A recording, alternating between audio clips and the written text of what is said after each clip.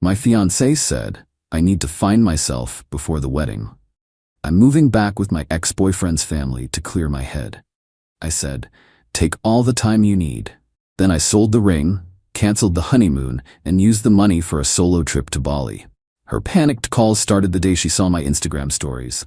Original post: I, 32 male, was supposed to get married in 8 weeks. Had the venue booked, catering paid, honeymoon to Greece all set. My fiancée Ashley, 29, drops this on me last Monday over breakfast. Brett, I need to tell you something. I'm feeling really overwhelmed about the wedding. Okay, wedding jitters. Normal. I reached for her hand. We can scale things down if you want. Your mom's been going overboard with the guest list. She pulled her hand back. No, it's not that. I need to find myself before we take this step. The coffee mug stopped halfway to my mouth. Find yourself? I've been talking to Trevor's family. Trevor, her ex from college, the one she dated for 3 years. They have that cottage upstate. His mom offered to let me stay there for a few weeks, to clear my head. You want to stay with your ex-boyfriend's family, to clear your head, about our wedding. Trevor won't even be there. He lives in Seattle now. It's just his parents and his sister. Ashley, we're getting married in 2 months. She started crying. Not sad tears, frustrated tears. This is exactly why I need space. You don't understand. I've never been alone. I went from my parents to Trevor to you. I need to know who I am outside of a relationship. By living with your ex's family? They're like family to me too. We were together 3 years. His mom is like a second mother. I sat back, looked at her, really looked at her. 3 years together, 2 years engaged, everything paid for. And now this. You know what? Take all the time you need. Her eyes widened. Really? You understand? Absolutely. Find yourself. She hugged me, crying happy tears now. I knew you'd get it. I'll be back in 2 or 3 weeks. The wedding is still on, I promise. I just need this. She left that Wednesday, packed 2 suitcases and drove off to Trevor's family cottage. Posted a selfie on the road. Sometimes you need to step back to move forward. Soul searching. I waited exactly 1 hour after she left. Then I got to work. Update 1. First thing, the ring. 2.5 carats, princess cut, platinum band. Cost me $18,000. Still had all the paperwork, certificates, receipt. The jeweler had a 60-day return policy for unworn rings. We were at day 52. Walked into the store Thursday morning. The manager recognized me. Mr. Brett, how's the wedding planning? Change of plans. Need to return this. His face fell. Oh no, what happened? She's finding herself at her ex's place. He whistled low. Say no more. Let me process that return. Full refund, every penny. $18,000 back in my account by Friday. Next, the honeymoon. 2 weeks in Greece. Flights, hotels, tours. Total damage, $700–800. Most of it non-refundable, unless you knew how to work the system. Called the airline. Family emergency. Death in the family. The death of my relationship counted, right? Got a credit for future travel. Hotels were trickier, but TripAdvisor reviews are powerful. Posted honest reviews about needing to cancel due to bride having second thoughts. 3 hotels offered partial refunds out of sympathy. Got back $3,200. The wedding venue and catering were harder. Deposits totaled $8,500. But here's the thing. Ashley's name was on the contracts too. Needed both signatures to cancel. Fine. I'd wait. Saturday morning, I booked a flight to Bali. One way. $1,400. Used the airline credit from the Greece cancellation. Found a beautiful villa on the beach. Month-long rental. $2,000. Pocket change compared to what I'd been spending on the wedding. My boss was cool about the time off. Take all your saved vacation. You were gonna use it for the honeymoon anyway. Posted my first Instagram story from the airport. Just a picture of my boarding pass. No caption. Ashley texted immediately. Where are you going? Me finding myself. Her, this isn't funny, Brett. Neither is moving in with your ex's family 2 months before our wedding. Her, I told you Trevor's not even there. Me, enjoy the cottage. Turned on airplane mode. Update 2, landed in Bali 20 hours later. Villa was insane. Private beach access, infinity pool, outdoor shower, the works. Posted a story from the pool, sunset, cocktail in hand, tagged the location. Airplane mode off. Phone exploded. Ashley, 38 texts, 19 missed calls. Her mom, Karen, 12 texts, 8 calls. Her sister, Brittany, 15 texts. My mom, 3 texts, just checking if I was okay. Selected messages from Ashley. Bali? We need to talk now. You can't just leave. What about the wedding planning? This is so immature. I'm at the cottage trying to work on myself and you're partying? From Karen. Brett honey, Ashley is very upset. Call her. This is not how adults handle problems. You're being manipulative. From Brittany. Seriously in Bali? Ashley is crying. Trevor just got here, boo. Surprise visit to see his parents. Oh, Trevor was there now. What a coincidence. Posted another story. Me at a beach bar with some Australians I'd just met. Arms around strangers, huge smiles. Caption, finding myself one new friend at a time. Ashley called while I was at dinner. I answered. Brett, what are you doing? Eating the most amazing seafood. You'd love this place. I mean, what are you doing? In Bali. Same thing you're doing at Trevor's, finding myself. That's different. How? I'm working through things. You're just vacationing. Ashley, you're literally on vacation at your ex's cottage. With his family. For therapy. Self-reflection.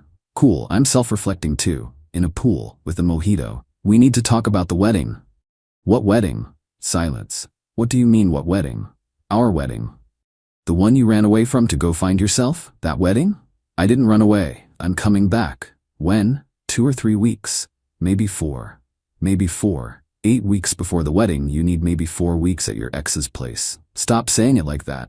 Like what? Like I'm doing something wrong. I'm trying to better myself for US. By staying with Trevor. He's not even here. Brittany says he just showed up. Long pause. He just surprised his parents. I didn't know he was coming. Right. Brett, stop this. Come home. I am home for the next month. Month? Maybe longer. Still finding myself. She hung up. Posted a story of the breakfast spread the next morning. Fresh fruit overlooking the ocean. Self-discovery tastes amazing. Update 3 Day 5 in Bali. I'd settled into a routine. Sunrise yoga. Never done yoga in my life, but why not? Surfing lessons, exploring temples, making friends at beach bars. Then Trevor called. I stared at the caller ID. The audacity. I answered. Brett, hey man, it's Trevor. I know who it is. Look, this is awkward. You're staying at a cottage with my fiancée. Yeah, bit awkward. She's really upset, bro. Bro, really?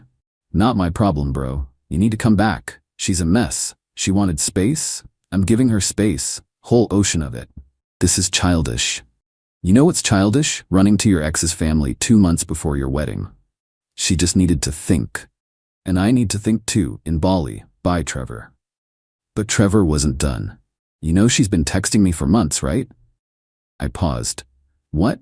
Just friendly stuff. But yeah, we've been talking. She said she was confused about the wedding. And you didn't think to mention she should talk to her fiancé? Not my place, man, but it's your place to house her? My mom invited her. Your mom, right. Hung up. Screenshot the call log. Trevor called me. That was interesting. That afternoon, Karen, Ashley's mom, tried a different approach. She commented on my Instagram publicly. Very mature, Brett. While Ashley works through legitimate concerns, you're playing games. This is why she needed space from you. I replied, you're right, Karen. She did need space from me. That's why I'm giving it to her. All of it. Permanently. She deleted her comment within an hour. But not before about 50 people saw it. My phone started lighting up with friends asking what was happening. Posted a story of me signing up for a cooking class. Learning to make authentic nasi goreng. Growth mindset. Ashley texted, can you please stop posting stories? Everyone's asking me why you're in Bali. Me? Tell them you're finding yourself and I'm finding myself. We're both on journeys. Her, at Trevor's cottage? That's your journey, not mine. We need to talk about the wedding venues. They're calling me. What wedding? Stop saying that. You literally left to figure out if you want to get married. I never said that. You moved in with your ex to find yourself before our wedding. The message was pretty clear. I'm coming home. Me cool. I won't be there. When are you coming back? Me when I find myself. Be serious. I am. You set the precedent. Self-discovery is important, right? She tried calling. I declined. Posted a sunset photo instead. Update 4 Day 10. The wedding vendor calls started. They couldn't reach me. New local SIM card, only checking emails once a day, so they called Ashley. The venue wanted to confirm final head count. The caterer needed the last payment. The florist was ready to finalize arrangements. Ashley was panicking. She couldn't make changes without me, couldn't cancel without me, couldn't even postpone without my signature. She sent an email, a long one. Brett, I know you're angry. I get it. Maybe I handled this wrong, but abandoning everything to go to Bali isn't the answer. We have contractual obligations. We have deposits we'll lose. Our families have made plans. I've had time to think and I realize I made a mistake. I'm ready to come home and work through this together. Trevor means nothing to me. His family was just familiar and safe when I was scared. Please come home so we can fix this. I replied, Ashley, I'm not angry. I'm in Bali. You wanted to find yourself with your ex's family. I wanted to find myself on a beach. We're both doing what we need to do. Re the wedding. You should have thought about those contracts before moving in with Trevor. Since you're still there, it's been 10 days, I assume you're still finding yourself. I'll be back when I'm ready. Maybe 3 weeks, maybe 4. Enjoy the cottage. Brett. She lost it. Called my mom crying. Mom called me. Brett, what's going on? Ashley moved in with her ex's family to find herself before our wedding. She what? Yeah. So I'm in Bali. Good for you. Really? Honey, if a girl needs to live with her ex to figure out if she wants to marry you, she doesn't want to marry you. Thanks, Mom. Send pictures. Your dad wants to see the temples. That evening, got a text from a number I didn't recognize. It was Trevor's mom, Linda. Brett, this is Linda. I think there's been a misunderstanding. Ashley just needed some peace and quiet to think. Trevor being here is coincidental. I replied, Linda, with all due respect, my fiancé is living in your cottage with your son. There's no misunderstanding. They're not sharing a room. The fact that you felt the need to specify that tells me everything. You're being unreasonable. I'm in Bali, seems pretty reasonable to me. She sent 3 more paragraphs about maturity and commitment and working through problems. I didn't reply. Posted a video of fire dancers at the beach instead. Ashley commented, Really? Really? I replied with a heart emoji. Update 5 day 14. I'd extended my stay. The villa owner gave me a discount for a full month. Then Ashley did something I didn't expect. She went back home, alone. Her text, I'm home. Trevor and I are just friends. Nothing happened. Can we please talk like adults? How was the self-discovery? I discovered I want to marry you. After 2 weeks with Trevor? It wasn't like that. What was it like? We just talked about old times, about life, about relationships. About our relationship? Sometimes. And I realized I was scared of commitment, of forever. But I'm ready now, because Trevor helped you realize that? Stop making it sound dirty. I'm not. I'm in Bali, having revelations of my own. Like what? Like I don't want to marry someone who needs her ex to convince her to marry me. Silence for 5 minutes. I'm trying to fix this. We fix what? I'm not broken. I'm in paradise. The wedding is in 6 weeks? What wedding? I hate when you say that. The one where the bride ran away to her ex's house, that wedding's been canceled. We haven't canceled anything. Check your ring finger. Or what? Your ring. Where is it? In my jewelry box. I didn't want to lose it at the cottage. Interesting. I never take mine off, except I did, 10 days ago. Where's your ring? The same place as yours. Return to the store. You returned my ring? My ring. I bought it. And yes, that was an $18,000 ring. Yep, paid for a lot of Bali. Screaming, crying. I held the phone away from my ear. You had no right. Ashley, you moved in with Trevor. The wedding was over the moment you packed your bags. I was coming back. To do what? Marry me out of obligation? Because you'd already sent the invitations? Out of love. Love doesn't need 2 weeks at an ex's cottage to be sure. I'm calling the venues. We're keeping everything scheduled. Good luck with that. You need both signatures. This is theft. That ring was mine.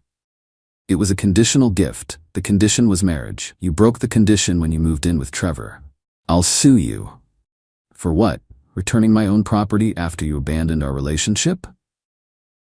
I didn't abandon anything. Ashley, you literally moved out to find yourself. That's abandonment. For 2 weeks, with your ex. She hung up. Posted on Facebook. Some people show their true colors when things get tough. I took some time for self-reflection and growth, and instead of support, I got abandoned. Grateful to know the truth before making a huge mistake. The comments started immediately. Team Ashley versus Team Brett. I didn't engage. Posted another Bali sunset instead. Update 6-day 20.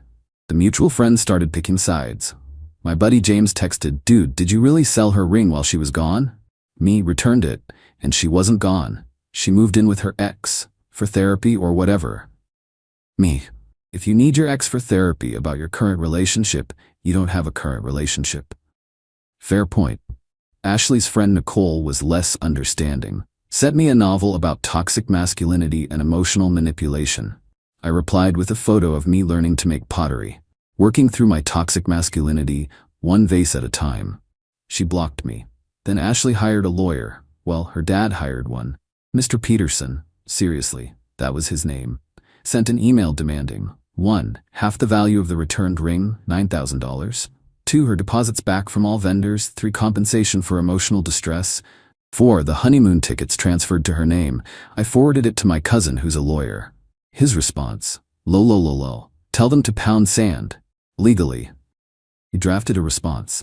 Ring was a conditional gift, condition not met. Vendor contracts require both parties' signatures. Emotional distress?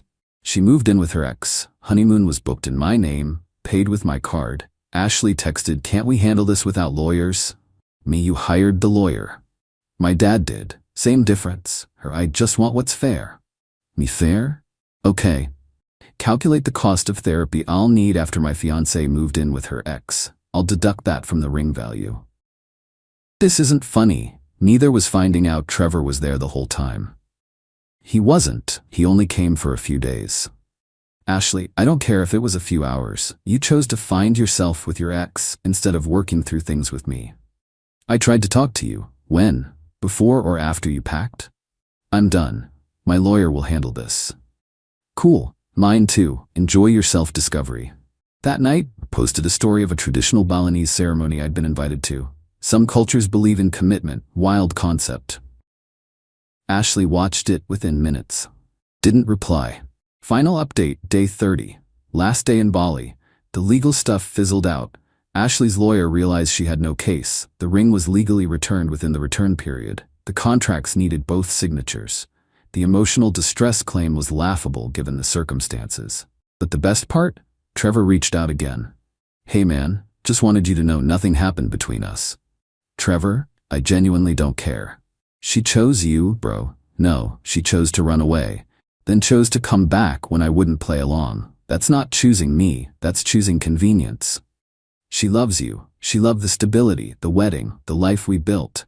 But when it came time to commit, she ran to you. It wasn't like that. Trevor, she's your problem now. What? We're not together. Give it time. She'll need somewhere to stay when she realizes the wedding vendors are coming after her for the cancellation fees. You're not canceling? Can't. Need both signatures, but I'm also not paying, and I'm not showing up. That's cold. That's consequences. 3 days later, back home, Ashley was at my apartment, sitting on the steps, puffy eyes, messy hair, looking rough. Can we talk? Sure. We sat on the steps. I screwed up. Yeah, I got scared. The wedding, the forever, all of it. Trevor was safe, familiar, no pressure. And I realized that's not what I want. I want you. The pressure, the commitment, all of it. Ashley, you humiliated me. You moved in with your ex. Your family attacked me publicly. Your friends called me toxic. I know. And you think now you can just decide you're ready? I hope so. I looked at her. Really looked at her. She was still beautiful. Still the woman I'd loved for 3 years. But she was also the woman who ran away to her ex when things got real. I can't. Brett, please. I can't marry someone who needs another man to validate our relationship. It wasn't like that. It was exactly like that. You couldn't figure out if you wanted to marry me, so you went to Trevor. What happens next time you get scared? Who do you run to then? There won't be a next time. You're right, there won't, she cried, begged, promised therapy, couples counseling, anything. Ashley, go home. This is my home. No, it was. Now it's just my apartment. She left. Posted one more Facebook rant about men who can't handle strong women needing space. The comments were brutal this time. Even her friends were pointing out the Trevor thing was weird. The wedding date came and went. I was in Vegas with the boys. Posted a single photo. Dodged a bullet. Caught a poker hand instead. Ashley texted, "This should have been our wedding day." Me, it was. I'm married, self-respect, beautiful ceremony, you should have been there. She didn't reply. Heard through mutual friends, she started dating Trevor 3 months later. They broke up after 5 months when she moved in with his family again to find herself before meeting his extended family at Christmas.